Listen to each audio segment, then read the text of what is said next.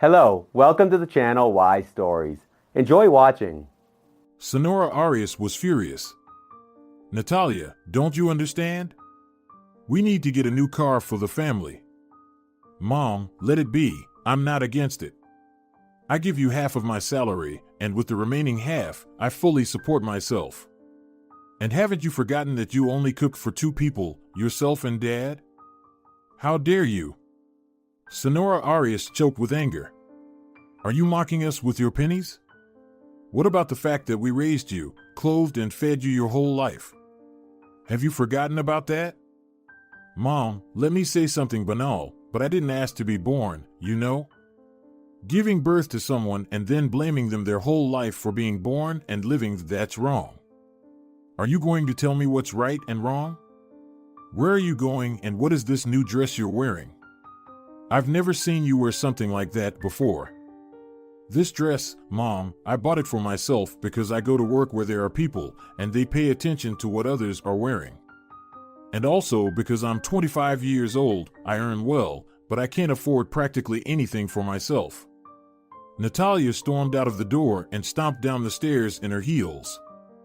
Senora Arias couldn't let the last word be left with her daughter. She leaned out onto the landing and shouted to the entire building. Ungrateful girl, how dare you? May you never find peace until you realize your behavior. She slammed the door loudly and then went into her room, preparing to continue the argument. But this time with her husband. As she thought, Senor Marin was sitting in his armchair, reading the newspaper. Oscar? No emotion, so she moved towards him, and only then did her husband notice her. He quickly took out his earplugs. Anna, what happened? Why do you look so upset? Why do I look upset? So, you put in earplugs to avoid being bothered and calmly wait until this ungrateful girl disrespects me? Anna, you're confusing something.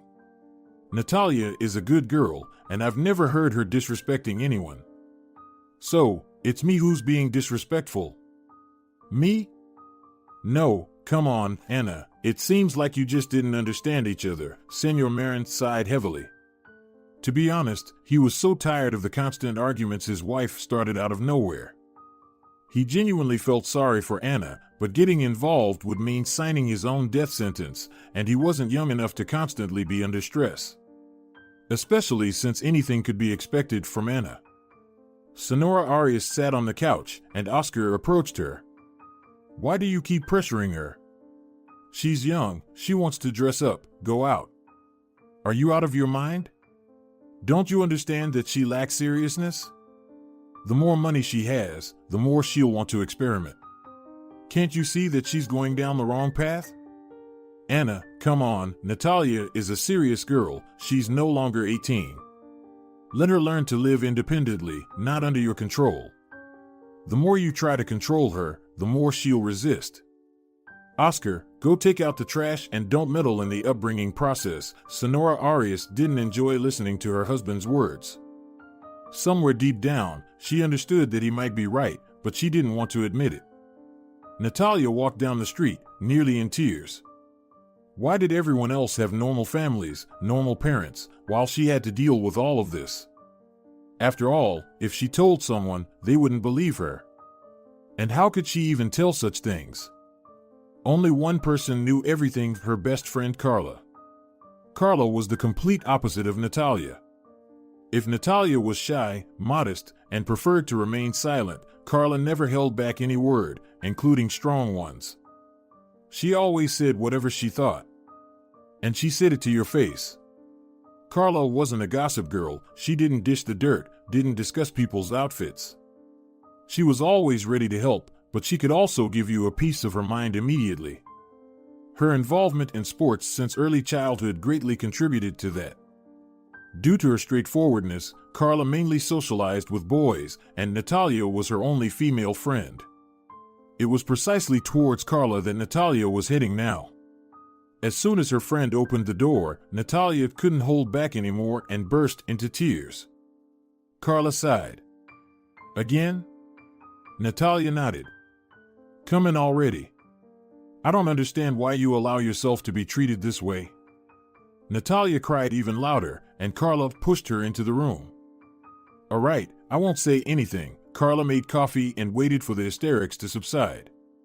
She deliberately didn't comfort her friend, hoping that someday she would get tired of this life and constant tears, and she would mature enough to move out from her parents. However, so far, it had been completely futile. Well, tell me, what happened this time? Same old, same old. Natalia recounted her recent conversation with her mother. So, you gave her half of your salary again? Yes. And what triggered the whole commotion? Someone told her that the company was giving out bonuses. I hope you didn't give her the bonus? Natalia shook her head. No, and that's when it all started. Natalia, tell me, aren't you tired of this? I mean, it would be understandable if you were 16. But like this, what's the matter? Do you enjoy tormenting yourself? No, but what can I do? Rent an apartment and live peacefully. Do you think she won't find me there? Well, firstly, don't tell her the address, and secondly, it will be your own place, at least as long as you're paying for it. Natalia remained silent, and Carla looked at her in surprise. Wow, you've really matured, haven't you? The girl shrugged. What do I have to lose? It can't get any worse than it already is. All right, let's urgently start looking for an apartment for you. 2 hours later, the friends were rushing to view an apartment. They decided that it didn't matter what it looked like on the inside, as long as the price was suitable, they could tidy it up themselves. They liked the small apartment. It was tiny, but it had its own balcony, and that was not just an added space, it was a whole world of its own. Carla immediately said, I can already imagine us drinking coffee on this balcony and enjoying the view of the city. Natalia looked at the balcony and laughed. Yeah, quite a view we have here. Carla quickly came over, looked out, and laughed along with her friend. The balcony overlooked a dumpster where garbage from nearby buildings was dumped, and consequently, homeless people rummaged around there. Well, what can we do? That's life. Maybe we'll write a scientific paper on this topic. The strict landlady sighed. Natalia, don't get too comfortable here. I live on the other side of the city, and I really don't want to keep coming over because of complaints from neighbors. At first, Natalia didn't understand what she meant, and only then it dawned on her. She smiled. Everything will be fine, you don't have to worry. Natalia didn't understand at all what it meant to make noise. In her parents' house, she lived very quietly, her mother had the final say, and even her father tried not to contradict her. Natalia couldn't understand why he put up with it. After all, her father was more humane than her mother. Natalia often asked herself the question, can someone really not love their own children? She didn't have an answer. When Natalia and Carla were alone, Natalia sat down and sighed. It seems like my courage has run out. How am I going to tell my parents everything now? Carla waved her hand. She generally took everything in life much easier than her friend. Natalia envied her at times. Oh, if only she had such character, such resilience. Why are you creating a problem out of nothing? Just ask for time off when they're at work, pack your things, and move out. If you're afraid to talk, write them a note. Oh, right. I'll write them a note. But Natalia couldn't do it the way her friend advised. She did ask for time off, moved her necessary belongings, but in the evening she came back to talk to her parents. They both arrived home from work at the same time, and Natalia came out of her room. Mom, Dad, I need to tell you something. Senora Arias gasped. I knew it, you're pregnant, you got involved with a bad crowd. Her mother yelled without stopping. Oscar and Natalia patiently waited. Natalia was amazed at herself. She was completely calm, knowing that she just had to get through an hour, maybe an hour and a half, and then she would be able to enjoy the silence, watch TV peacefully, and actually live instead of sitting locked in her room. Just a few days ago, the girl couldn't even dream of this, and now it was almost a reality. No, not almost a reality, just one conversation left, and that was it. Finally, her mother fell silent to take a sip of water. Natalia immediately spoke up. I'm already an adult, and it's time for me to live independently, so I rented an apartment and I'm moving out today. It seemed that Senora Arias had reached her limit, but Natalia's father approached her, hugged her, and said, You're right, Natalia, it's about time. He knew very well that his wife would now shift her focus to him. He whispered to his daughter, Run, I'll take the heat. Natalia gratefully looked at him. They never had a particularly close relationship, but he never pressured her like her mother did. Oscar, what are you saying? You should lock her in her room until she comes to her senses. She practically went after her husband, and Natalia, winking at her father, dashed down the stairs. She hadn't run like this since she was a child. Then her mother said that decent girls don't behave like that. Of course, she said it in front of everyone, and not in the most cultured words. After that, Natalia lost her desire to run up and down the stairs. It seemed to her that her mother's screams could be heard even on the other side of the street, or so it seemed, but her legs carried her swiftly. Only when she reached the courtyard where she rented the apartment did the girl catch her breath. That's it, now she was safe. Feeling free was so pleasant that Natalia's head started spinning. She wanted to savor this euphoria a little longer. She decided that her belongings could wait, and she could afford to sit in the courtyard for a while. Her mother wasn't here, and it was unlikely she would be able to find her.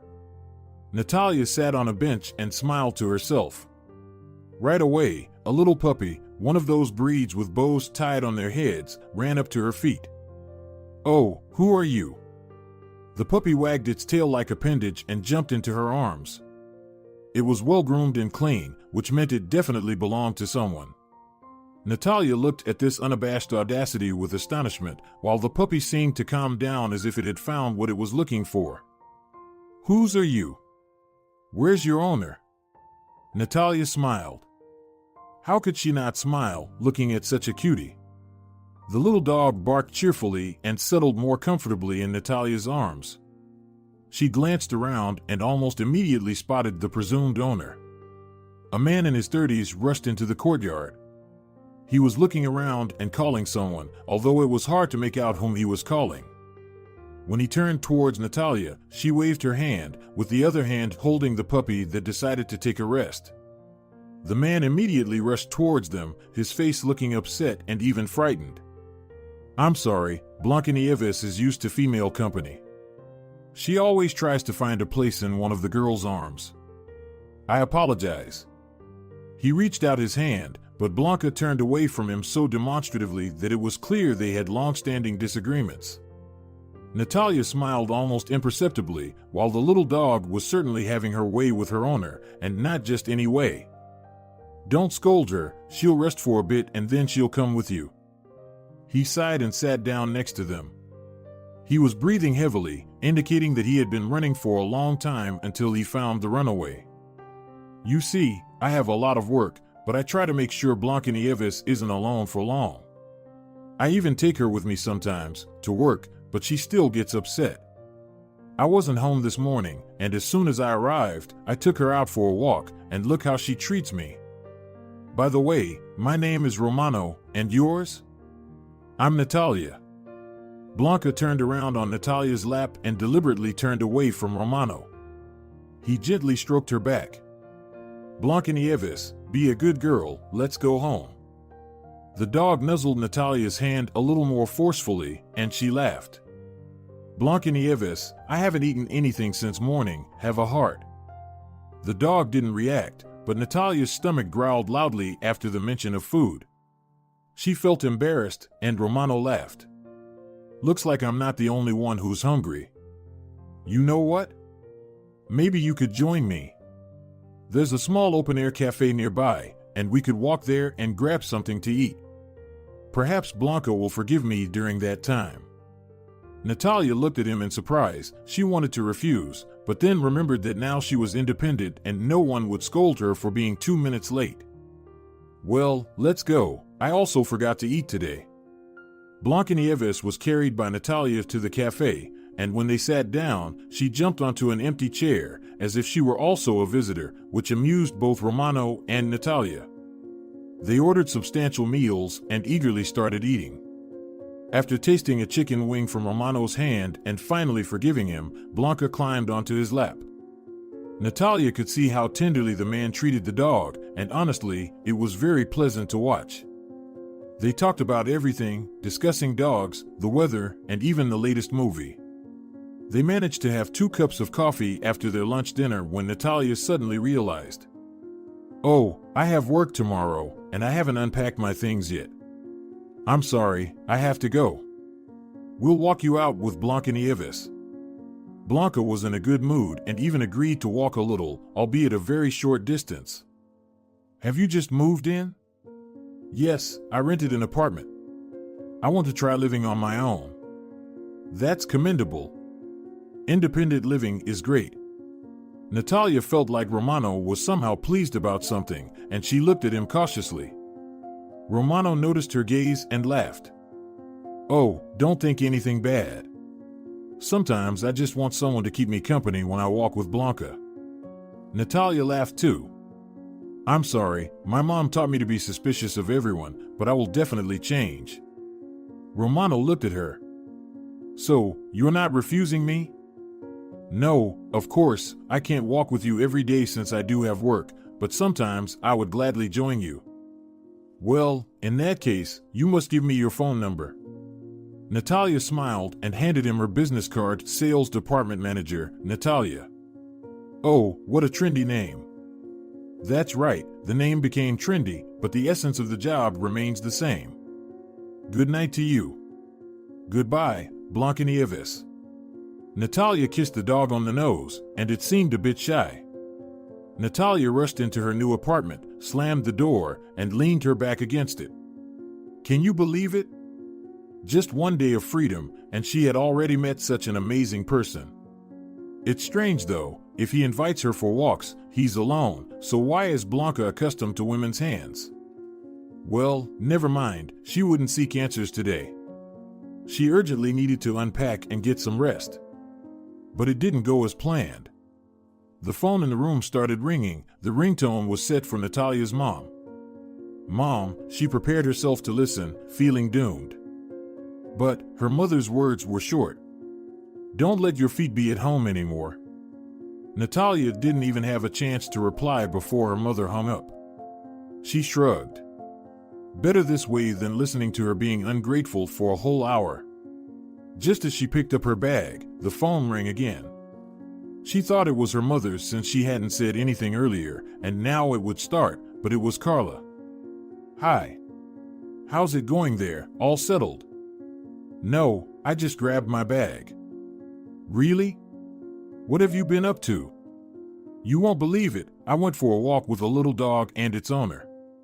There was silence on the other end of the line, then Carla continued. Well. You're something else. First day without supervision and you're already strolling with dog owners. Just one dog. What difference does it make? Tomorrow, first thing in the morning, you'll tell me everything, all right? All right, I'll tell you. Can I unpack my things now? Now you can, go ahead and unpack. Natalia was almost going insane. For the next 2 hours, she unpacked her things, made the bed with fresh linen, dusted the room. She didn't feel like eating, so she made herself a cup of coffee with milk and sat on the bed, in front of the TV. All of this was so unusual, coffee in bed, a TV that actually spoke instead of showing silently like it usually did in her room. God forbid her mother heard it, then she would scream like a victim, all because she gets tired at work and can't fall asleep when there's a working TV somewhere. Natalia liked that her neighbor enjoyed the same channel as her, and the old lady downstairs was a bit hard of hearing, so her volume was enough for Natalia to understand what was being said in the movie. She had just relaxed when her phone sneezed. She couldn't help but smile because it was Carla who set such a melody for an SMS. Natalia took her phone, opened the SMS, and almost dropped her cup. It said, "Good night, tamer of mischievous dogs." Natalia felt her lips involuntarily forming a silly smile. She placed the half-empty cup of coffee on the floor. To hell with it, she'll clean it up in the morning and lay down in bed. She held the phone close to her and quickly typed, "Thank you, and good night to you and Blancanieves." In the morning, as she was drinking coffee, her phone sneezed again. Natalia grabbed it and burst into laughter. It was Blancanieves, peacefully sleeping under the blanket on the big bed, with the caption, "Her Majesty does not wish to get up for work." Natalia arrived at work in a great mood, and Carla was waiting for her at the entrance. "Oh, my friend. What's up with your eyes?" "What's up with my eyes?" "They're like two spotlights illuminating everything around." "Oh, Carla, where do you come up with such lofty words?" "It's not about the words. Come on, tell me everything quickly. Don't even think about it." "Carla, my dear, for minutes before the start of the workday, let's do it during lunch. I promise I'll tell you everything." Carla pouted her lips, and Natalia sighed, realizing that in 3 or 4 minutes she had to tell everything, or Carla wouldn't forgive her. "Carla, where is yesterday's report?" The boss loomed ominously in the doorway of Carla's department. Carla paled, then blushed. "Senor Morales, I left it with the secretary." "Come with me." Carla shot an angry look at the laughing Natalia and managed to say, "I'll wait for you at the cafe during lunch." She immediately turned around and hurried after her boss. And Natalia took a deep breath, but as it turned out, in vain. She had barely opened the door to her department when she saw her mother. "So you even deigned to come to work? I thought you had disappeared into the back alleys." "Mom, what are you doing here?" "Came to see the person who traded their family for food." "Mom." Natalia even stomped her foot, not letting her mother finish the vulgar word. "You've seen me? Now please go, I need to work." Her mother looked around angrily. Natalia had never allowed herself to speak to her like that, and now Senora Arias thought she might lose the verbal battle. "Fine, just don't think that a mother will let you sink down." When the woman left, slamming the door loudly, the girls, Natalia's colleagues, rushed towards her. "What was that? Did you run away from your crazy mom?" "I did." It was a commotion. Everyone congratulated Natalia as if she had won a huge prize. Time flew by unnoticed until lunch break. 3 minutes before it started, Carla was already standing at the door. They walked down the corridor, and Natalia unconsciously quickened her pace. They worked in different offices, so once they reached their respective offices, Carla wouldn't bother her. But her cunning plan was quickly deciphered by her friend. "Natalia, let's go," the girl sighed as she folded the papers. Carla wouldn't give up until they were on their way to the cafe. Natalia needed to condense her recent adventures into a few minutes of storytelling. First, Carla asked, "Did I imagine it this morning?" "I heard Senora Arias' voice." "No, you didn't imagine it. She was here and tried to tell everyone that I was heading down a slippery slope." "Wait, what?" "Yeah, and she used foul language too." "Senora Arias, using foul language?" "Exactly." "Wow. So, does that mean she won't let you live in peace?" "I have no idea, but now I know for sure that I won't go back home." They sat down at a table and placed their orders. "Now, I want to know everything about the most interesting owner and the most interesting dog." "Her name is Blancanieves." "And his?" "His name is Romano." Carla rested her cheeks on her hands, as if indicating that she was ready to listen to it all. Natalia had to tell her everything. They barely had enough time during lunch. Just before they reached the door, Carla asked her, "Tell me, did you like this Romano?" "Carla, where's the sales report for the past week?" Natalia had never been so relieved by the appearance of her boss. She was ready to kiss him for showing up at the right time. "Well, Senor Morales," Carla sighed and followed him, while Natalia stuck her tongue out at her. And Romano disappeared. Natalia was waiting for his call, his text message, but the phone remained silent. Occasionally, her mother would call and pour a stream of moral filth over her head. Natalia listened silently and disconnected without saying a word. She was getting used to the fact that her mother's shouts hadn't disappeared, they just became more like background noise on the radio. Someone was talking, but what they were saying didn't matter at all. 2 weeks had passed, and the girls hardly saw each other because it was time for the semi-annual reports, the time of intense sales, and, in general, the clients had gone mad. The flow had increased, and along with the increase in regular clients came an increase in dissatisfied ones. Both Natalia and Carla were running around like snakes. Sometimes they didn't come home until midnight. Finally, the reports were submitted, all the clients were satisfied, everything was going well. And most importantly, they were awarded a very nice bonus. Natalia and Carla decided to celebrate this event at the same cafe where Natalia once had lunch with Romano. "You seem really down. Are you tired, or maybe you missed the owner and the dog?" "Carla, don't talk nonsense. We only met once. What does he have to do with anything?" "Well, I don't know, my friend. It seems to me that even when you lived with your mom, you were happier." Natalia sighed. "It's just strange. He suggested it himself, he asked me to walk with him, he sent me text messages, and then he just disappeared." "Did you call him yourself?" "No, are you crazy? What would I say to him?" Natalia looked at her friend with wide eyes. She picked up the phone several times, but couldn't come up with a reason to call. What would she say? "Hello, where did you disappear?"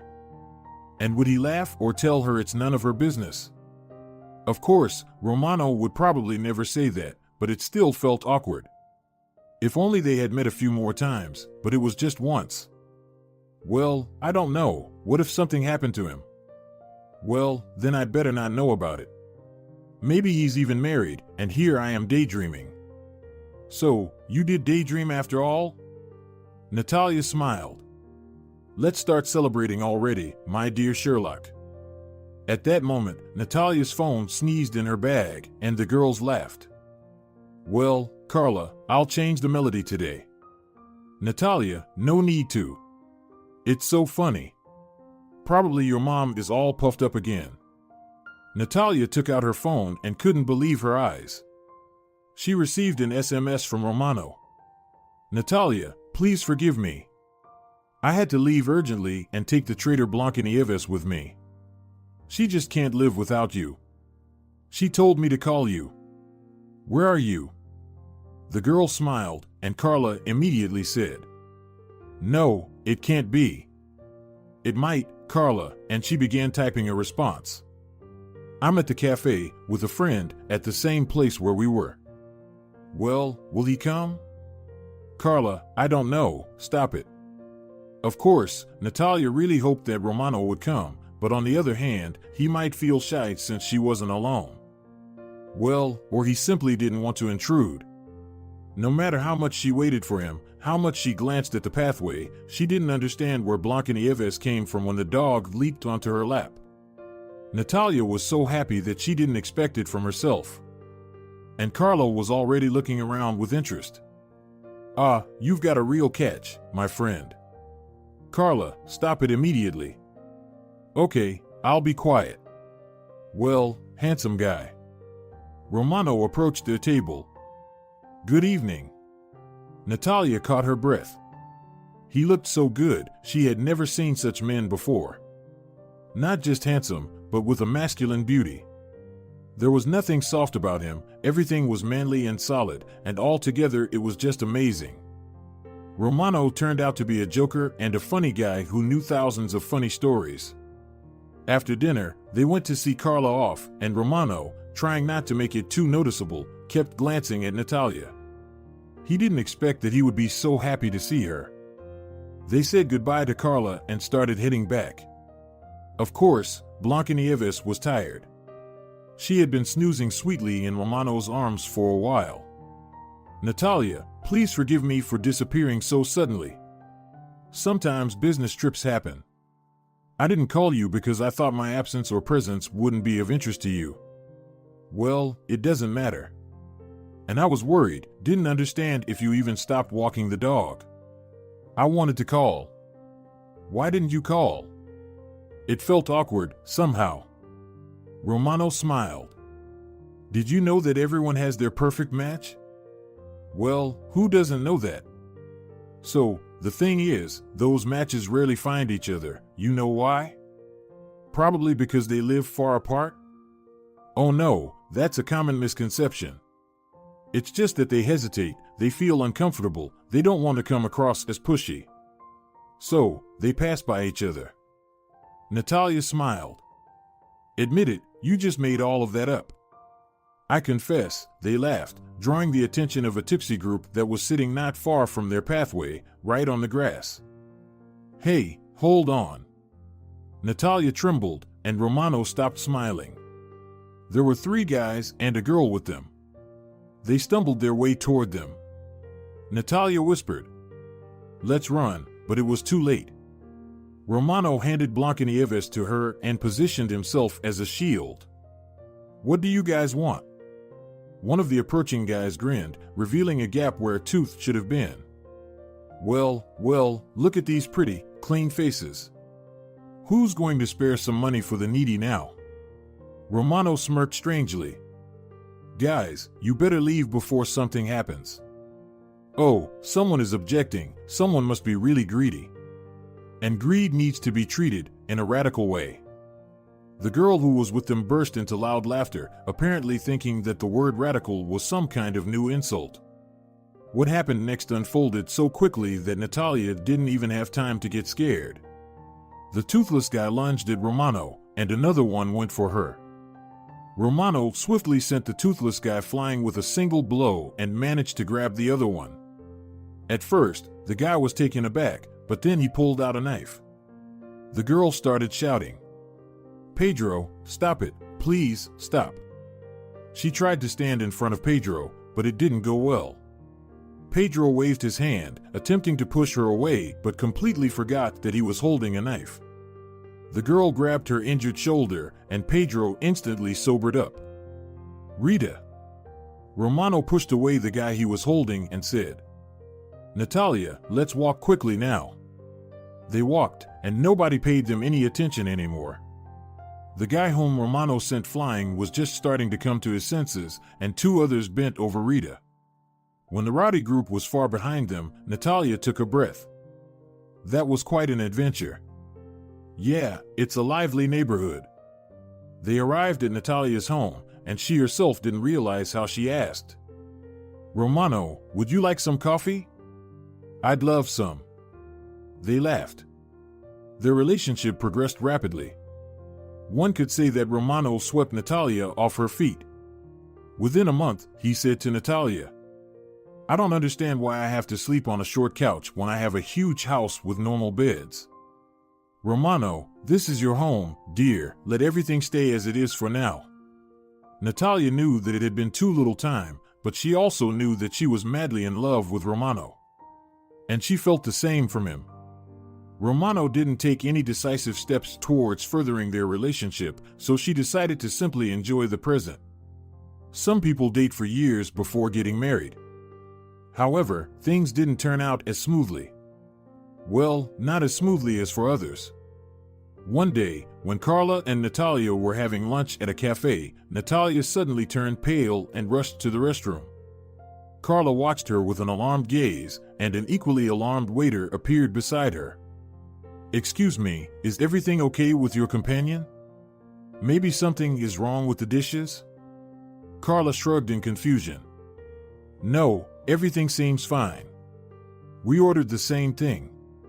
Natalia returned a few minutes later. She was so frightened that Carla immediately guessed what had happened. "Does Romano know?" The girl shook her head negatively. "No." "Why?" And Natalia suddenly burst into tears. "You know, even though I love him deeply, and he loves me, he has never, not once, even attempted to talk about a future together and all that. Sometimes I think he has no intention of getting married. And now I'm pregnant. It's like I'm forcing myself on him, pressuring him." Carla tapped her fingers on the table. "Don't say such foolish things. You just need to talk to him." "About what?" What do I say to him? Romano, why don't you want to marry me? Damn it, but something needs to be done. It does. They fell silent for a moment, then Carla asked, What about your mother? Don't even mention it. She calls, mostly before payday, and uses such language to describe me. You know, sometimes I feel like you're not even related to her. I feel the same way myself.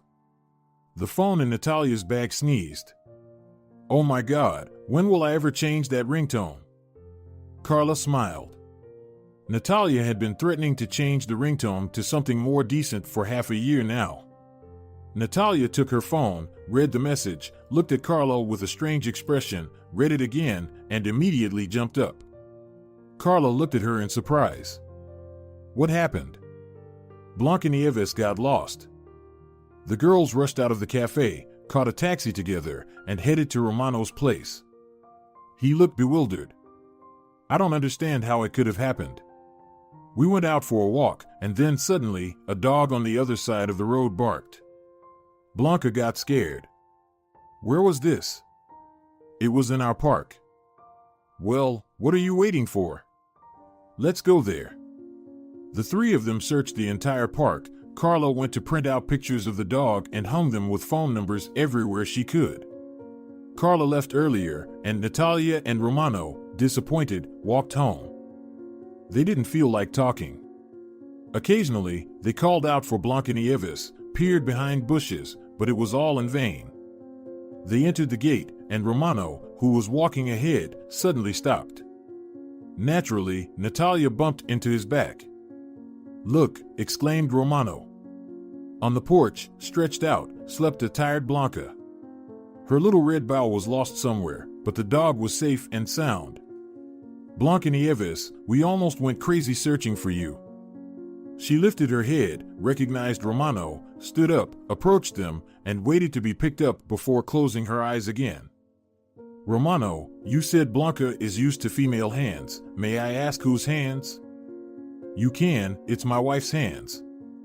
Wife? Natalia felt the ground sway beneath her feet. Natalia, she's no longer here.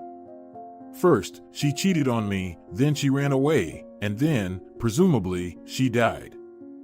Died? Romano sighed. Let's go inside, I'll tell you everything. They entered the house. Romano took Blanca to her spot, and Natalia brewed some coffee. Romano sat opposite her. Olivia and I got married young.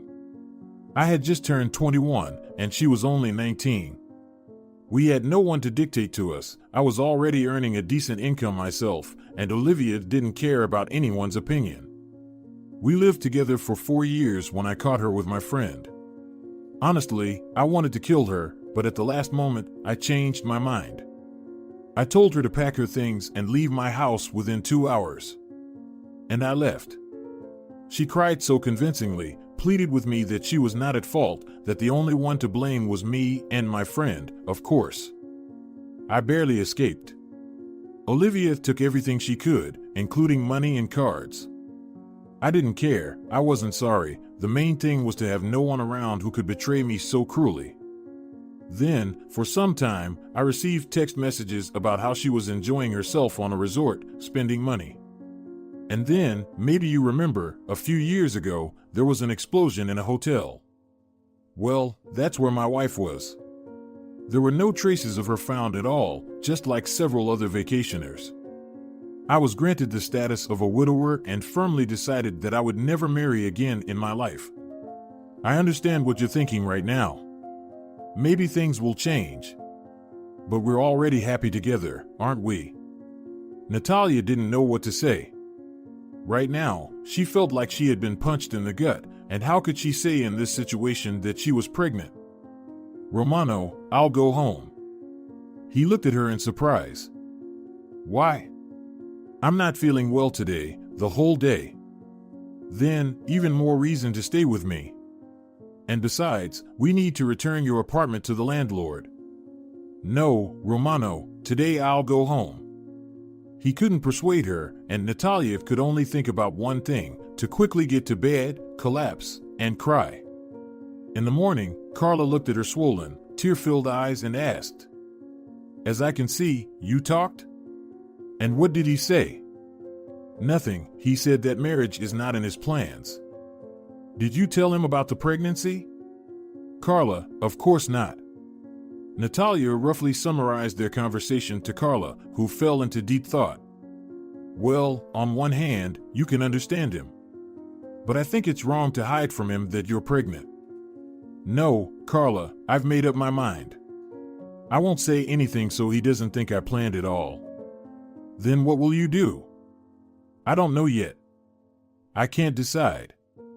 In reality, Natalia had already made up her mind. She just didn't want to tell Carla. She knew that Carla wouldn't just disapprove, but would also try to dissuade her. And maybe even take Romano's side. At home, Natalia carefully prepared for the conversation. She rehearsed it several times before calling Romano. "Romano, I've been thinking, and I've decided that I don't need these kinds of relationships. I've met a good guy, and we'll get married soon. I wish you happiness. Goodbye." Now she needed to leave the house. She knew Romano well. He would be here in 10 minutes. Natalia went outside, sat in the far corner of the yard on a bench under a bush. From here, she would be able to see Romano leaving.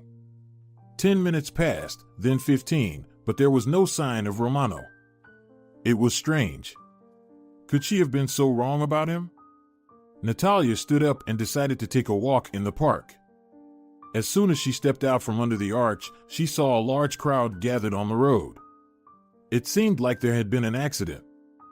A little bundle separated from the crowd and ran towards her. She gasped. "Blancanieves, how did you get here?" And then it hit her. She scooped up the dog into her arms and rushed over there. She arrived just as they were carrying Romano on a stretcher towards the ambulance. "Romano." Romano partially opened his eyes, smiled faintly, and then lost consciousness. Someone in the crowd said, "So young, with so much life ahead. Where did this drunkard come from?" They said his chances are slim. Natalia's vision darkened, and she rushed towards the doctor. "Which hospital are they taking him to?" The doctor grumbled without turning around. "To the regional hospital. Where else would we take them?" Natalia rushed home, calling Carla on the way. "Carla, come to my place. Blanca will be there. We need to take her to the vet. They were in an accident. I'll leave the key under the mat." "They? What about Romano? And where are you going?" "I'm going to the hospital, to him." "How is he?" "Not good, Carla. I don't really know anything myself. Please take care of Blanca while I'm away, and let our workplace know." She left Blanca at home and headed to the hospital. "Miss, you can't stay here right now. Go home. He's going to have surgery, and then he'll be asleep." "I'm not going anywhere. I'll stay here." The doctor shrugged wearily. "It's up to you." The surgery lasted for 2 hours, and then Romano was transferred to the intensive care unit. In general, it wasn't as serious as initially thought. There was significant blood loss, but it was manageable. The important thing was that everything was done in time. The doctor checked on Romano a few times, and the young man's condition was satisfactory. In the evening, after his shift, the doctor was preparing to leave when he saw that girl again. Well, she didn't leave. Just sitting there. He called a nurse over. "Give her a gown and shoe covers and escort her to her fiancé. Otherwise, she'll keep sitting here." Stubborn. Romano realized that he needed to run, to go. He couldn't let Natalia do what she had planned. What an idiot he had been, stubborn like a goat. How was Natalia anything like Olivia? Absolutely nothing. And why the hell did he say all those things to her directly? "I won't marry you." Of course, no girl would like to hear that. He needed to tell her that he was wrong, that he didn't think that way at all. And, above all, he wanted to spend his whole life with Natalia. He was certain of it now. Damn, where was Blancanieves? She was in the car with him. Romano stirred, and then he felt a cool hand on his forehead. "SHH, Romano, calm down. Everything is fine, don't worry." "Natalia," he whispered her name with his lips. "Yes, it's me, with you. Rest, you need it right now." "Blanca?" "Blanca Nieves is with me, Carla is taking care of her. She's fine." "Natalia, can you hear me?" "Of course, I can hear you." "Natalia, marry me." He didn't finish his sentence, he fell asleep, and Natalia pressed his hand against her lips and burst into tears. A few days later, Romano started to feel better to the point where he could sit up on a pillow. "Natalia, when I stand up, I will definitely kill you." Natalia smiled. "Why is that?" "Well, why not? Who's brave enough to have you as their bride?" She sighed. "There's no one, Romano. I just wanted us to break up quickly." "But why?" "Okay, I heard you, I'm an idiot, but we could have broken up later." "Why quickly?" Natalia sat silently, staring at one spot. He reached out his hand. "Natalia, answer me, why quickly?" She looked up at him, her eyes filled with tears. So that you wouldn't notice and think that I did it on purpose, that I wanted to force you into marriage." Romano looked at her in confusion. "I don't understand, what did I not notice?" And then, apparently, it dawned on him. "You. Natalia, are you pregnant?" "Yes, I wanted to tell you that evening, but you told me that." "You said." For about 5 minutes, Romano was silent, then he said, "Wow, I'm going to be a father. Natalia, now for sure, I will kill you. But after you give birth, how could you think that I would let you go? You and our child." "I don't know, you said it like that, you know, I couldn't say anything to you. It would have been like forcing it on you. You said no, and I said yes, I'm pregnant. Let's agree that from now on, we will always talk to each other about everything we think and feel." "Okay, Romano." They submitted their marriage applications on the first day after Romano's discharge from the hospital. "Natalia, while I was in the hospital, a lot of work piled up at my job. Maybe you should move into my house so that we can see each other more often." She smiled. "All right, Romano, I'll move in." Carla was ecstatic for Natalia, even more than Natalia herself.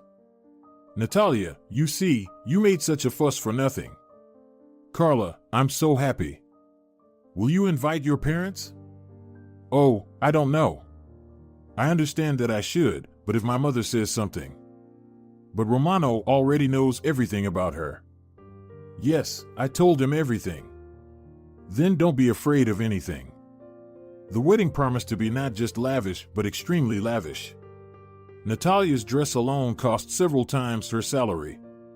She understood that Romano had no issues with money, but why waste them like that? "My bride will be in the most beautiful dress, and that's not up for discussion." 2 weeks before the wedding, Natalia finally gathered the courage to visit her parents and invite them to the wedding. The mood immediately soured, but not inviting them was not a humane option. Romano suggested going with her, but she adamantly refused. "No, Romano, I'll go alone." Her mother opened the door. She looked at Natalia in surprise and immediately launched an attack. Look at her, crawling in. Tired of wandering around the alleys? Her father came out of the room. "Why are you shouting for the whole building to hear? Natalia, come in." Natalia looked gratefully at her father. "The neighbors will start opening their doors. It's been a while since we had a concert." "So, what brought you here? Nothing to live on? Drowning in debt or something?" Natalia sighed wearily. "Mom, Dad, I brought an invitation to the wedding." Her mother took the invitation. "Whose wedding?" "Mine." Her mother opened the invitation. "Are you kidding? What wedding? Who would marry you? Who needs you?" "Oh, I can't, look, at the best restaurant." "Stupid joke." "Mom, This is not a joke. Anyway, I've passed on the invitation. Whether you come or not is up to you. Natalia slipped out of the door and let out a sigh of relief. Maybe only in their family did leaving their parents' house make you want to run as far away as possible. Her parents came to the wedding, and Natalia was surprised to see her mother smiling. The smile made her look 15 years younger, exactly. And in general, her mother didn't say anything about the dress or the hairstyle. Although Natalia expected criticism, her parents seemed to enjoy the celebration, but towards the end, when the guests started to leave, they approached her and Romano. "Natalia, can we talk, the two of you?" On the terrace. Natalia looked at her mother in surprise. She had never heard that tone from her before. They all went out to the terrace, and Senora Arias began speaking. "I once had a sister who wasn't well behaved. She drank, partied. I did everything I could to stop her. We got married with Oscar, but we both focused only on her. Our parents left us early, and Ninka seemed to lose her mind. Then I became pregnant and decided I had had enough. It was time for me to focus on my own life and not be responsible for a grown, foolish girl. And then, she appeared drunk, holding a baby in her arms, and nobody knew where she gave birth." Senora Arias' voice choked, and Oscar put his hand on her shoulder. "She said she didn't want to live like that anymore. She handed me the baby and went to the balcony. Oh, if only I knew why she went. Well, I lost my child. The doctors said I could never have children again. I resented you, but I couldn't leave you in an orphanage. After all, you are my blood. 8 months later, we took you, and my personal hell began. I was convinced that you would be just like your mother. I didn't believe a single word you said. I watched your every move. I felt like I was going crazy. Sometimes, I wanted to kill you, so I wouldn't live in constant anticipation of your downfall. By the way, Natalia, all the money I took from you, I took them so you wouldn't have anything to indulge yourself with. They are all on the card that I put in the envelope for you. Now, I feel relieved, maybe because now your husband is responsible for you, not me. Forgive me, if you can." Natalia quietly cried. Romano looked slightly stunned, holding his wife close. Senora Arias turned around and walked away from the terrace. "Mom." The woman turned around abruptly. Natalia rushed towards her. "Mom, I'm not angry. Who knows, if you hadn't behaved that way, I wouldn't have grown into who I am now." She hugged Natalia, probably for the first time in the last 10 years, and started crying. Romano sniffed. "Is it our wedding today or what? Why does everyone keep crying all the time?" Neither Natalia nor Senora Arias ever mentioned that conversation again, but their relationship became wonderful. They would call each other. It was Senora Arias who bought the first baby suit when Natalia was only 5 months pregnant. She couldn't resist. "It's so cute." Katie also visited them frequently and always sighed. "Oh, Natalia, you're so happy, it made me want to get married too. And have a baby bump too." Natalia laughed. "I can lend it to you for a couple of days, you'll quickly change your mind." They laughed, and Natalia felt that now, for sure, nothing bad would happen in their life. But life never goes without bumps. "Natalia, I'm telling you that you're the most beautiful." Natalia smiled. Today was a day that anyone would dream of. They were celebrating their 10th wedding anniversary. Romano immediately said that there would be no home gatherings, only a restaurant. And the best one, at that. Natalia knew it was useless to argue, and she didn't want to. In the 10 years she has carried Romano's last name, many things have changed in their lives. Romano has a huge company, she takes care of the house and their daughter, but Natalia managed not to lose herself. She looks even better than when they first met. Today, she was absolutely stunning. Her long silver dress accentuated her matte skin, and the intricate hairstyle with beads and pearls made her look even more slender. Although she hadn't gained a single extra kilogram during that time. There were more than 30 guests, and everyone admired and didn't forget to tell Romano what lovely girls he has. Daddy, when will they bring the cake? You want cake? No, Daddy.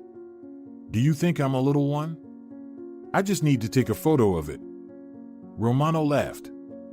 For their wedding anniversary, he had prepared gifts for his girls. For Angelina, he gave her exactly what she had been dreaming of lately. She had been dreaming of a professional camera, and they hadn't bought it for her not because they couldn't afford it, but because it was big and heavy for a 9-year-old girl. Now they smiled as they looked at their daughter. A wide black belt with a camera hanging from it looked a bit silly on her pink voluminous dress. But Angelina categorically refused to part with it and even said, "We'll see whose photos turn out better, mine or your photographer's." Romano even thought to himself, "Well, you never know, maybe Angelina has found her calling. She has been attending art school since the 1st grade, and her teachers praise her a lot. Sweetie, the cake will be brought out in about an hour. If you want more details, you can ask the hostess, she'll tell you everything." Angelina sighed.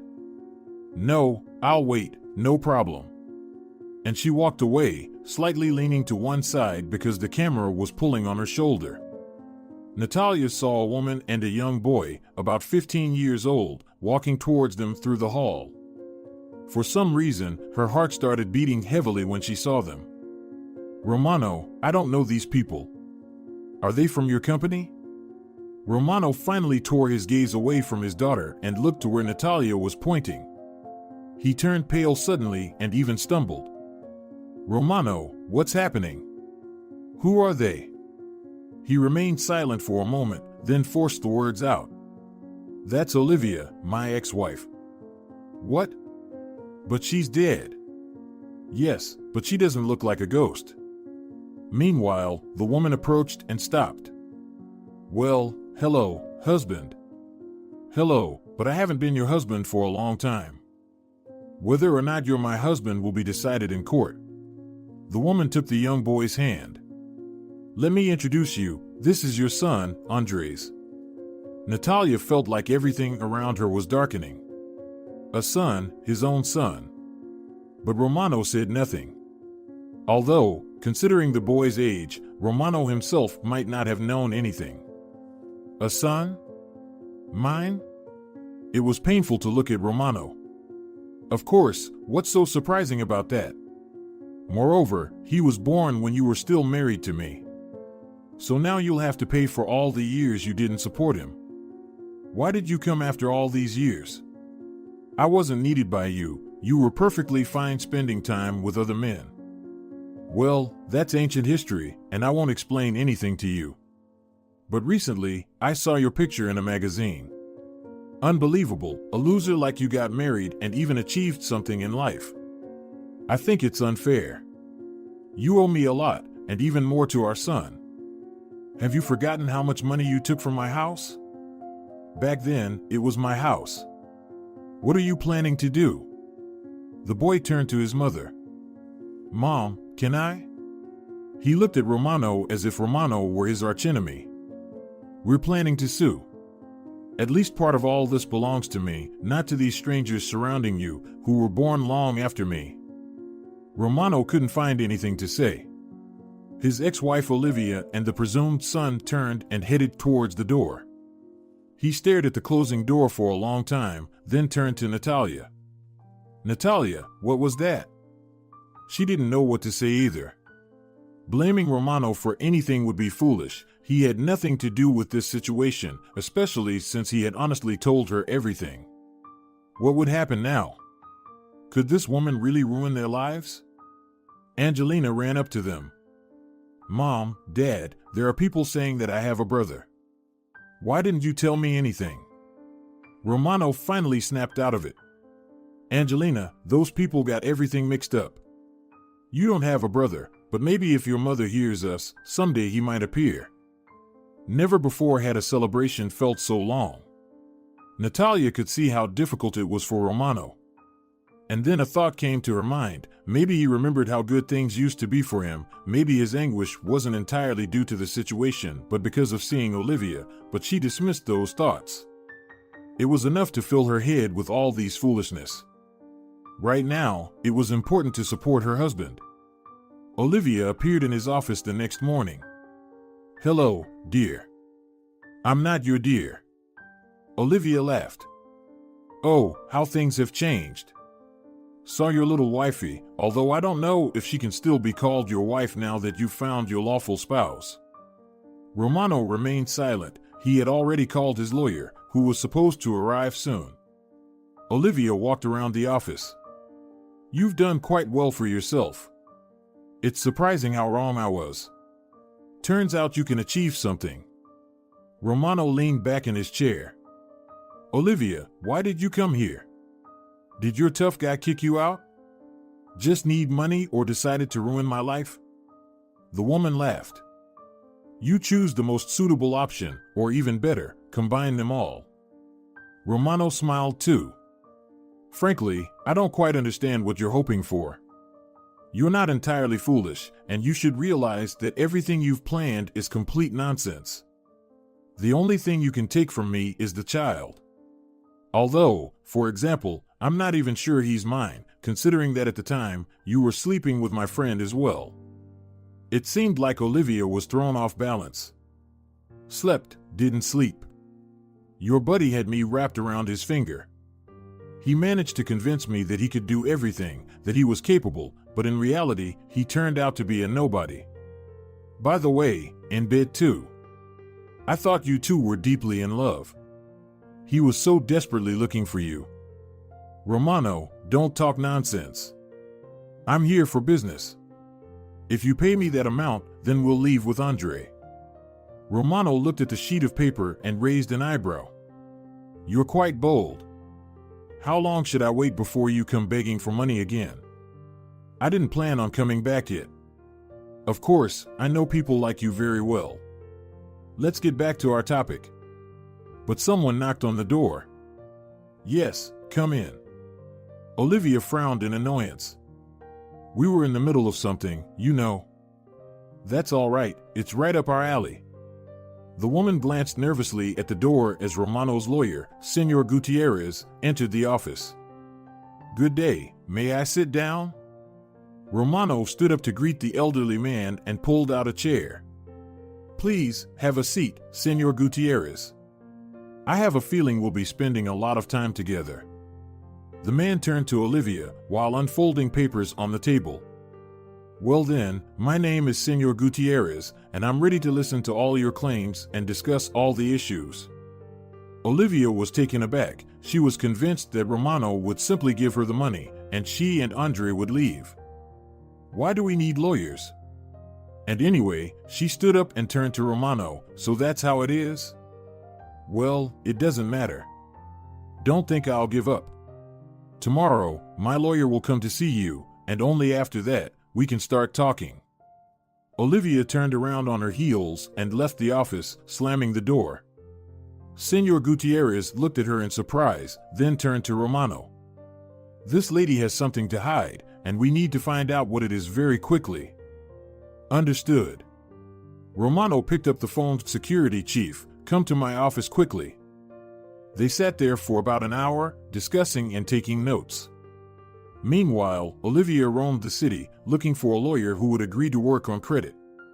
Well, that is, until she received the money from Romano, then she would settle the bill immediately. The next day, Olivia didn't show up, and 2 days later, she finally found a lawyer. She didn't have time to inquire about his professional suitability, nor was she concerned about it. She needed to act swiftly before Romano had a chance to regroup and use his head. Besides, the lawyer was attractive, so Olivia, who had been without a man for several months, decided to make him part of her plan. 3 days later, the head of security returned. They gathered in the office once again, Romano, Senor Gutierrez, and the security chief. Olivia leads a very eventful life. After the incident at that hotel, she was searched for a long time, but from what I was able to find out, it's highly likely that she left the night before, without informing anyone, so as not to pay. By that time, she had already met a man with whom she lived for some time. He abused her, but she couldn't go back because she realized she had taken too much money. After 5 years, she finally left him. and became the mistress of an elderly businessman. It would have been fine, but the businessman was very possessive. After living with him for a while, Olivia took a large sum of money from him and left for another country. There she met another wealthy man and, attention, officially married him.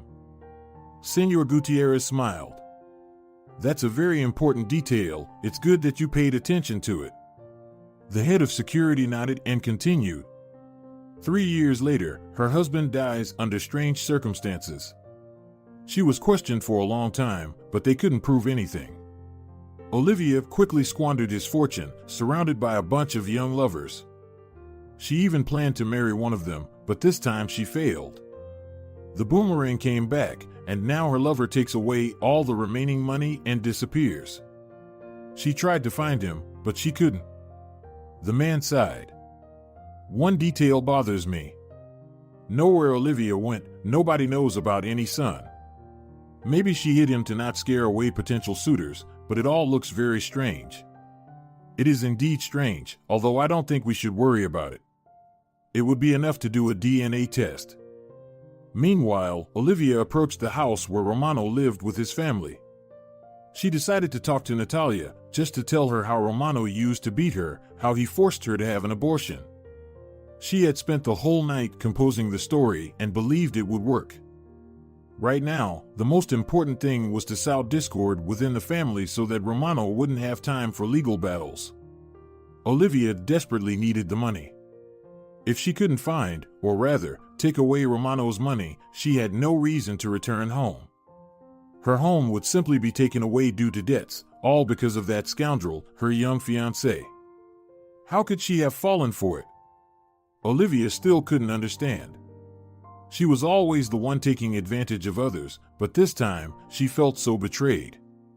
And there was nothing she could do about it. She had given him access to all the money. There was simply no other way to keep him. The wait didn't last long. Natalia drove up to the gates just as they were opening, and Olivia approached her car. Anastasia, I'm sorry, could we talk to you? Natalia looked at her in surprise, then at the gates. You know, we have nothing to talk about. If you have any questions regarding our family, deal with Romano. She pressed the gas pedal and drove into the courtyard, leaving Olivia startled by the passing car. Well, you'll regret it. Olivia narrowed her eyes with anger and walked away. It seemed like it was time to take more radical measures. 2 days later, Romano called.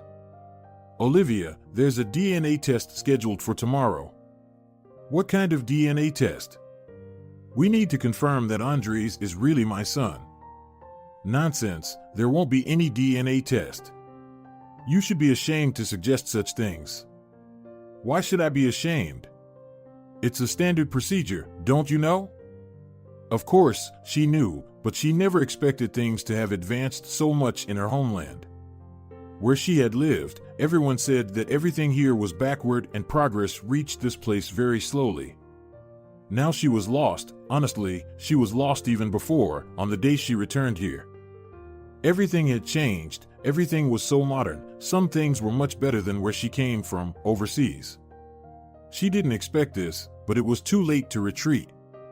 Olivia was running out of time. Romano had no idea that she had received a call from where she used to live, warning her that the deadlines had passed, and they would come after her even to her historical homeland for the debt she owed. She couldn't sleep all night, and to make matters worse, Andres started whining. When are we going back? I don't like it here. He doesn't want to give you any money, so there's no point in waiting. Do you even understand anything? Sit quietly and do as you're told. Andres got upset and stayed in his room, refusing to come out. Olivia found the number of that same friend of Romano's, with whom she once cheated on her husband. Alex, you won't believe it. Olivia, is that you? Yes, it's me. Alex was so delighted that Olivia realized he hadn't forgotten her. Alex, I would like to meet with you. She prepared carefully, wearing her most beautiful lingerie, vibrant makeup, and her best dress. Alex was working as an ordinary employee in some company. Romano, in a fit of rage, had cut off his oxygen supply, and the man had to literally survive. Alex was astounded by the sight of Olivia. "You haven't changed at all, still as beautiful as ever." "You too, hardly changed," Olivia lied. Alex had become an ordinary guy. Nothing remained of the Alex she once knew, but that was good. That's what she needed. Because she had plans for Alex. Dinner at a restaurant, followed by a very passionate night, and Alex was at her feet. Romano and Senor Gutierrez sat in the hallway of a private clinic. "Well, Olivia, I understand that she's running late because she's trying to find a way out of the situation, but where is Natalia with Angelina?" Romano dialed Natalia's number once again. The phone was turned off. Did she forget to charge it again? That was typical of Natalia. The door to the clinic opened, and Olivia entered with her son. Romano raised an eyebrow, surprised. He was certain that Olivia would find a reason not to come. He stood up, and at that moment, his phone rang. It was Carla.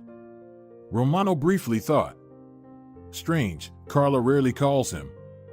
Well, it's not surprising, probably can't reach Natalia. Yes, Carla. Romano, something terrible has happened. Her screen turned his world upside down. Carla, what happened? Natalia is in the hospital, they were attacked. She's in critical condition, and Angelina. Tell me. Romano practically roared. She's missing, they took her. Romano rushed towards the exit but paused for a moment in front of Olivia. If you're involved in this, if anything happens to them, Olivia stepped back. Romano, what are you talking about? What happened? He didn't say anything more, just stormed out of the clinic. Andres looked at Olivia in astonishment. What was that about? She shrugged. I have no idea, but it works in our favor. She approached Senor Gutierrez. The DNA test didn't happen because of you. He looked at her intently but remained silent.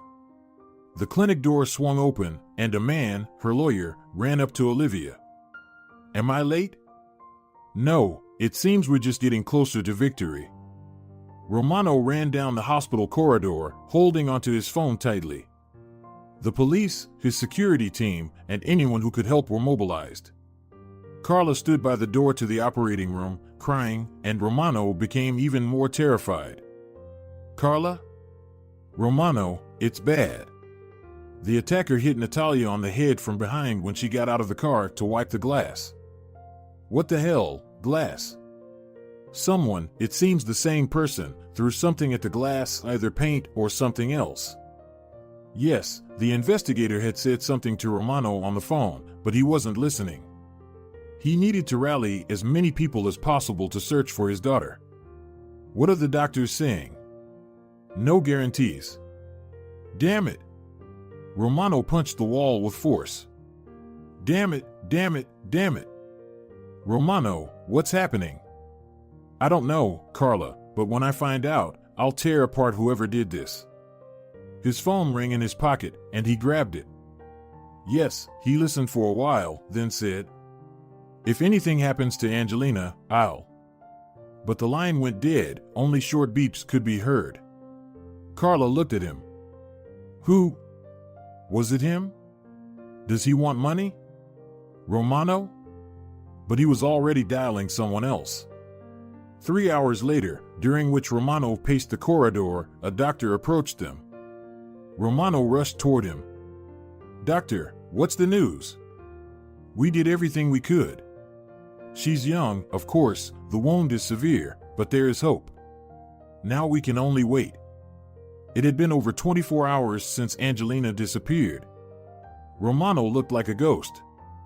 Natalia hadn't regained consciousness. He finally arrived home, needing to think. Blanca greeted him. She wasn't the same Blanca Nieves who was present when Natalia and Romano first met, but she was of the same breed. Blanca Nieves had passed away 4 years ago. At that time, Romano had locked himself in his office and even shed tears, only to make sure no one saw. It was only last year that they decided to get a dog. They didn't even hesitate about the breed or the name. He sat down and petted the dog. Miss her, huh? She whimpered softly. Everything will be fine. We will find your owner, I promise. There was another task ahead. He needed to call Senora Arias. They had moved to the countryside 3 years ago, saying they wanted to live in nature in their old age. Hello, Senora Arias. Hello, Romano. We just came from the garden. The strawberries are amazing this year. Little Angelina will be thrilled. Romano remained silent, and Senora Arias fell silent too. Then, somewhat fearfully, she asked, Romano, did something happen? Yes, Senora Arias. Natalia was hit on the head yesterday. She's in the intensive care unit, unconscious. And Angelina. She was taken away. There was a rustling sound, followed by a dull thud, then Oscar's voice. Anna, what happened to you? Senora Arias's voice came through the phone. Romano, what happened? After listening to Romano, Senor Marin said, We're heading there. It had been a day already, and those who took Angelina hadn't called. Romano didn't know what to do. Everyone was searching for Angelina. They had already found the car she was taken in. It had been stolen an hour before the incident. There were no traces, except those of the owners themselves. Romano was going mad. The doorbell rang, and he rushed to it. He opened the doors. No one was there, only a white envelope on the railing. He grabbed the envelope. There was a piece of paper inside with a written amount. Immediately, his phone rang. And tomorrow, by evening, the money must be ready. Bastard, let me speak to my daughter. I have to know she's alive. Somewhere in the distance, he heard Angelina's cry. Daddy, take me home. Angelina, my dear, I will come for you, hold on. But the line started beeping. He slid down the wall and wept. Throughout the night, there were many people in Romano's house. His accountants were transferring money from all accounts to cash them out. Police officers were preparing him for the money exchange, and the head of security was deeply focused on something, drawing circles on a piece of paper. Senora Arias and Oscar arrived too. However, Senora Arias had to call an ambulance immediately, and she was sleeping now after receiving an injection. Romano approached the head of security. Yvonne, what are you thinking? Listen, but it can't be a coincidence, Olivia's arrival and Angelina's disappearance.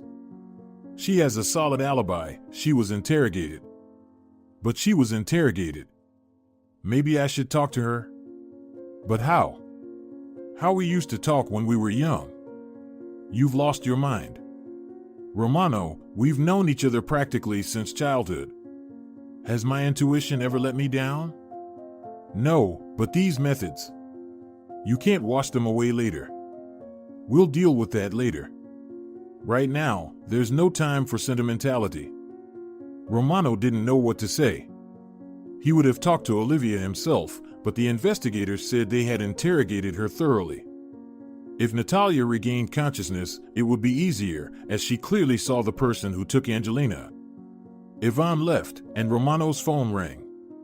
Your wife regained consciousness. She's asking for you urgently. Romano, along with the investigator, jumped into action. Within 15 minutes, they were at the hospital. Romano, where is Angelina? Natalia, I've mobilized the whole city. They will find her. They will find her? Natalia burst into tears. The investigator gently touched her hand.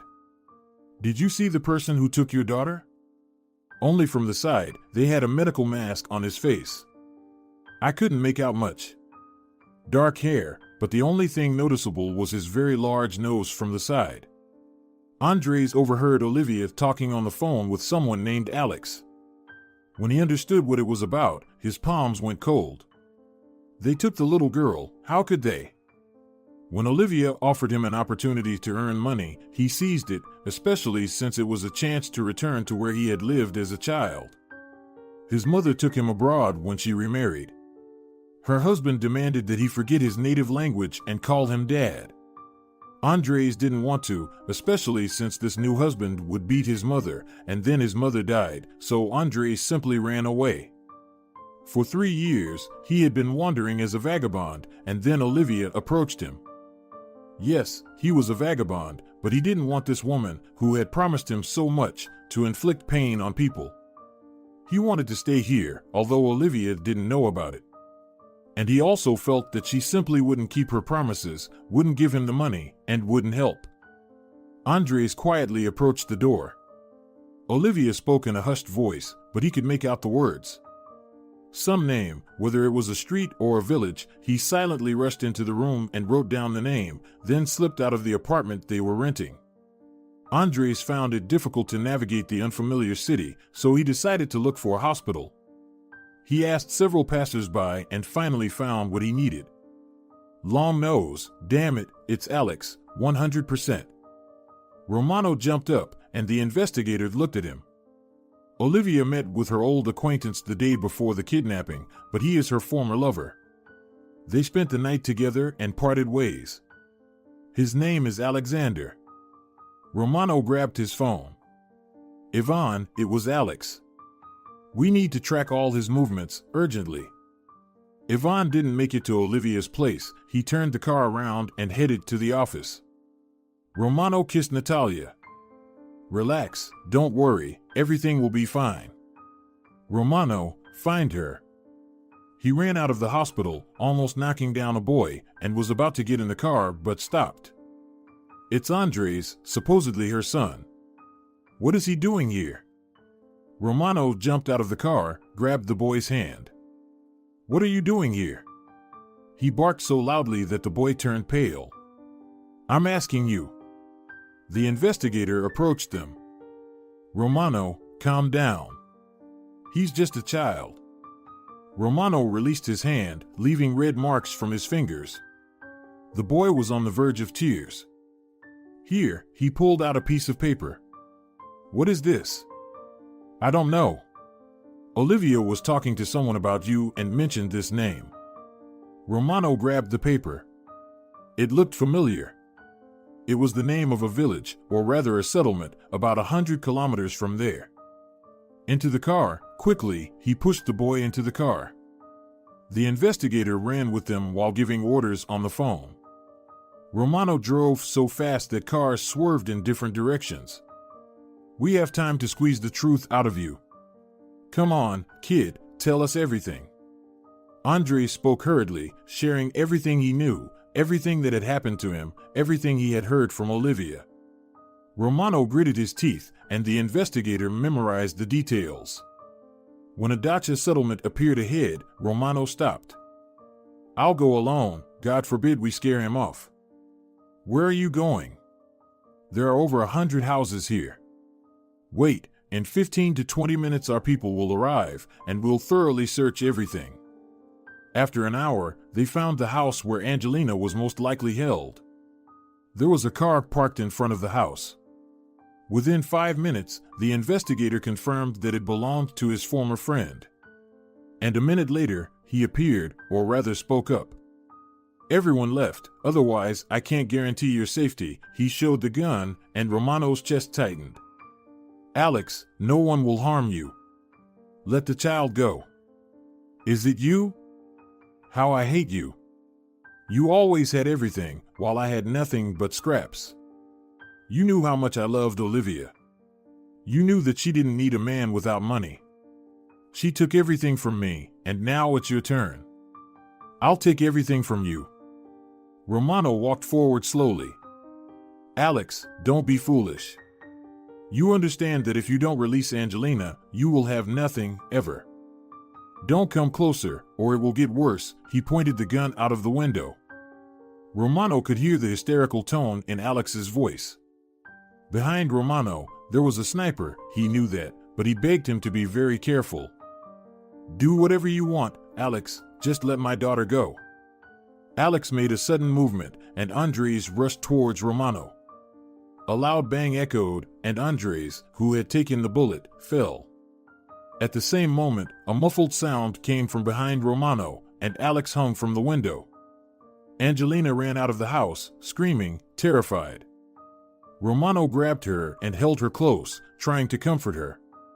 He also tried to help Andres. No, why did you do this? Hold on, boy. They were pushed away, and Andres was carried into an ambulance that arrived after the black police bus. Daddy, Daddy.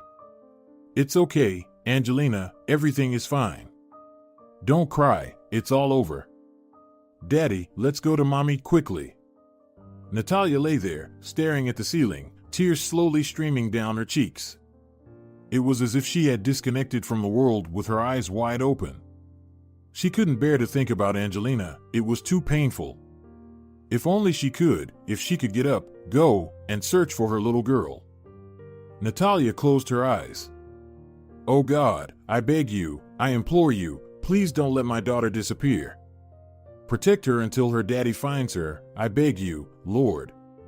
She heard Angelina's voice, and Natalia closed her eyes even tighter, trying to hold onto that voice in her head for as long as possible. But the door slammed, ruining everything. Mommy. Natalia jerked and saw her daughter. My little girl. 2 years had passed since those horrifying events. Mom, will Aunt Carla come? Of course, she will come. You know that we always celebrate New Year's together. I know, but she has so many things to do now. Natalia laughed.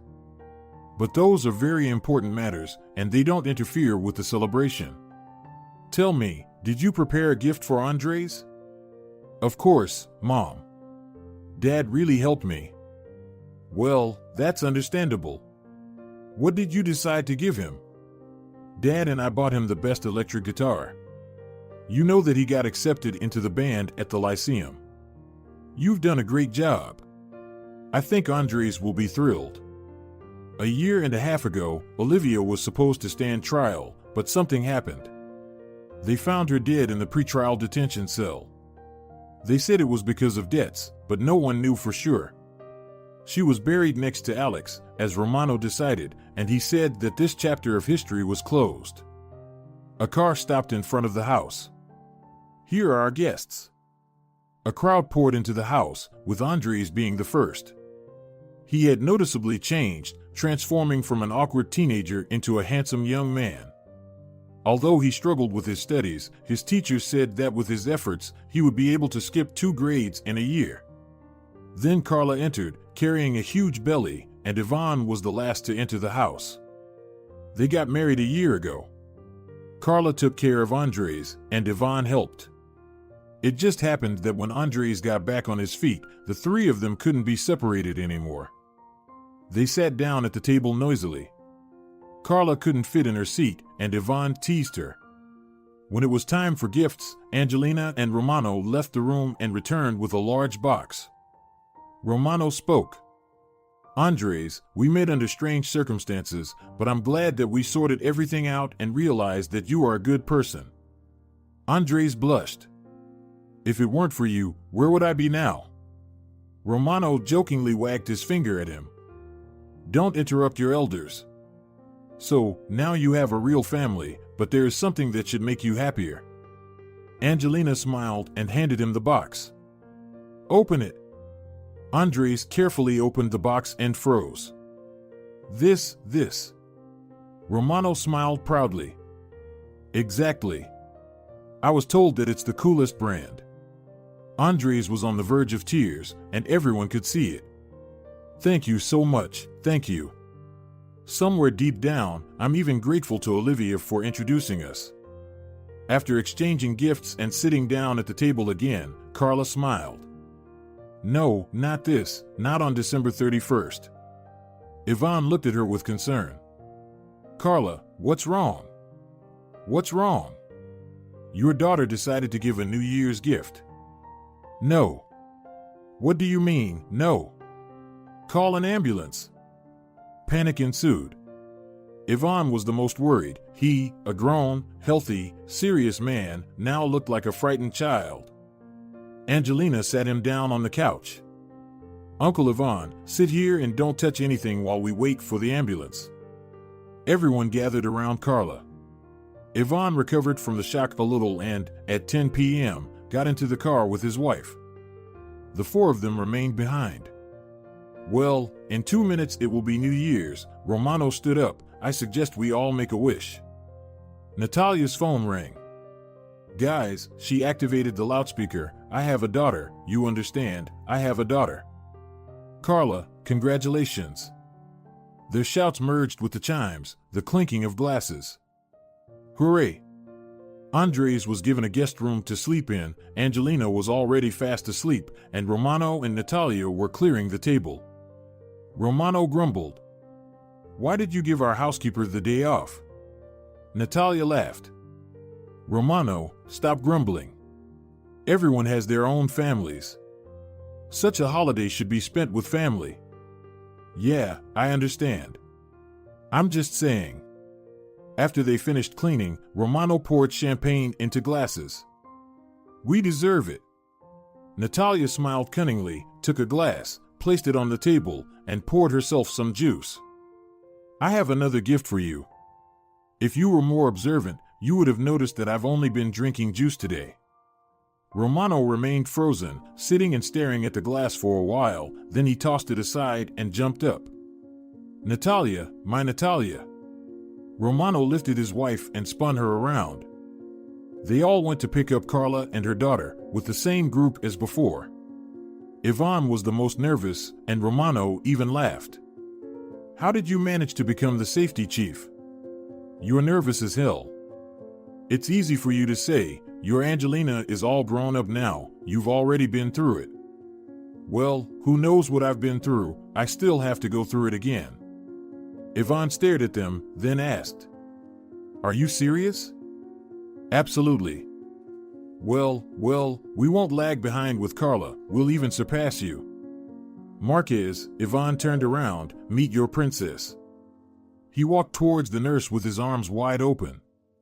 She smiled and brought his hands together, placing a bundle on top of them. Ivan froze, as if afraid to even breathe. Then he pulled back a corner of the blanket. Oh Lord, how tiny she is, how beautiful. Andres stood off to the side, and when Carla came out, he even lowered his head in dejection. Carla noticed it first. She walked up to him and asked, What's the matter with you? Now you have someone to love. She hugged him. How silly you are if you think I won't have enough love for everyone. Come on, let me introduce you to your little sister. We still have to choose a name for her. If you're enjoying it as well, leave a like and subscribe.